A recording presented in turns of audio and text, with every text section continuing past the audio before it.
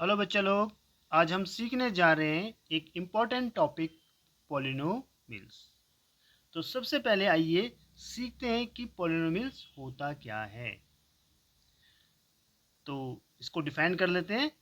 Polynomial is an algebraic expression which consist of variable, constant and with whole number powers. यानी जो उसकी power exponent होगा वो whole number में होना चाहिए वेरिएबल का। For example, x square plus 3x plus 7 is a polynomial. ये आपका क्या है? एक पॉलिनोमियल है। यहाँ पर वेरिएबल भी है। Variable is x constant. इसमें कांस्टेंट है आपके 3 हो गया, 7 ये आपके कांस्टेंट है। And power of variable. Power of variable क्या है आपकी? 2 है। यहाँ पर x की पावर 2 है और यहाँ पर x की पावर 1 है। तो x की जो पावर है वो आपका क्या है? होल नंबर है। ठीक है। तो ये एल्जेब्रिक एक्सप्रेशन एक पॉलिनोमियल है। तो किसी एल्जेब्रिक एक्सप्रेशन का पॉलिनोमियल होने के लिए जो कंडीशन है वो यही है कि जो पावर है, एक्सपोनेंट है, वो आपका क्या होना चाहिए? होल नंबर होना चाहिए। अगर जो पावर है एक्स की, वेरिएबल की जो पावर है वो नेगेटिव या फ्रैक्शन में है तो वो पॉलिनोमियल नहीं होगा। तो फॉर एग्जांपल जो बता देता हूँ, जैसे 1/x है। 1/x means x to the power -1। तो यहाँ पर आपका जो पावर है वो क्या आ गया? नेगेटिव आ गया।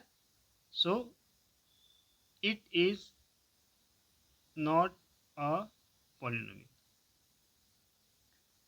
तो ये पॉलिनोमियल नहीं है। ठीक है। और सेकंड एग्जांपल देता हूँ मैं इसका, नॉट पॉलिनोमियल का।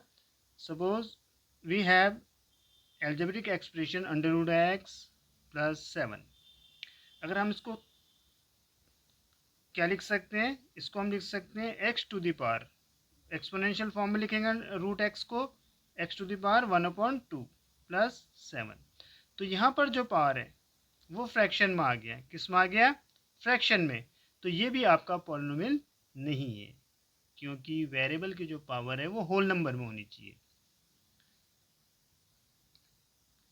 तो ये आपका it is not a polynomial.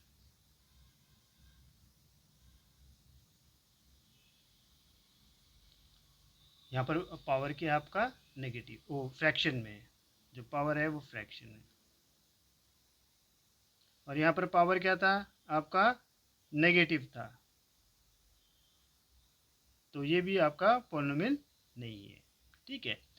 अब आता है कि टाइप्स ऑफ पॉलिनोमियल। टाइप्स में आपके क्या क्या आएंगे?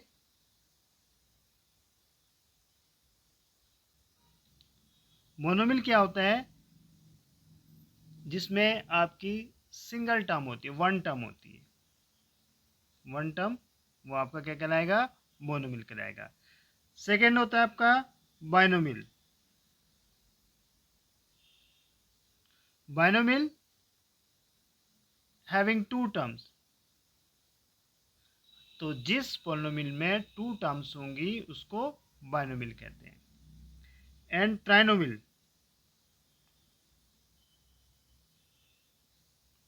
हैविंग थ्री टर्म्स, जिसमें थ्री टर्म्स होंगी।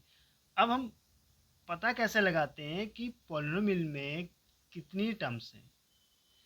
तो जैसे आपका x square plus 3x plus 7 एक पॉलिनोमियल है, राइट?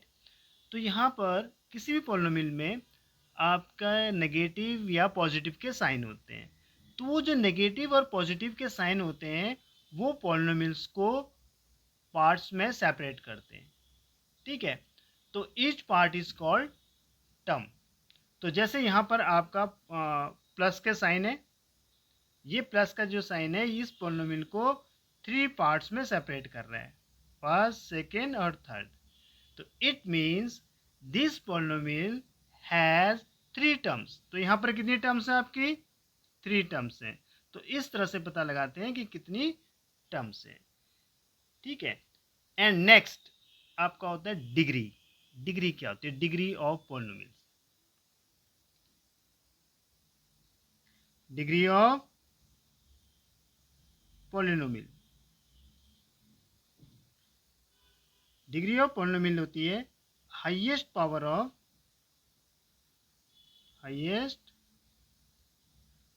Of variable. यानी आपका पॉलिनोमियल में जो वेरिएबल होता है, वेरिएबल की जो हाईएस्ट पावर होती है उसको हम क्या कहते हैं? डिग्री कहते हैं। तो जैसे यहाँ पर ये आपको पॉलिनोमियल गिवन है x square plus 3x plus 7, और वेरिएबल की जो हाईएस्ट पावर है वो 2 है। यहाँ पर वेरिएबल है पावर 1 है, यहाँ पर वेरिएबल x है पावर कितना है? 2, और पावर 2 से बड़ी कोई भी पावर नहीं है यहाँ पर। तो यहाँ पर है हाईएस्ट पावर कितनी है आपकी? हाईएस्ट पावर आपकी है 2। So therefore degree is equal to, degree कितनी होगी इसकी? आपकी 2 हो जाएगी। ठीक है। तो बहुत इजी है। मैथ्स जो है वो टफ नहीं होती है। मैथ्स टफ कब हो जाती है? जब कंसेप्ट जो आपका है वो क्लियर नहीं होता। ठीक है। तो कंसेप्ट को क्लियर करना सीखिए, मदद हम करेंगे। बस आप चैनल को सब्सक्राइब कर दीजिए। Thank you.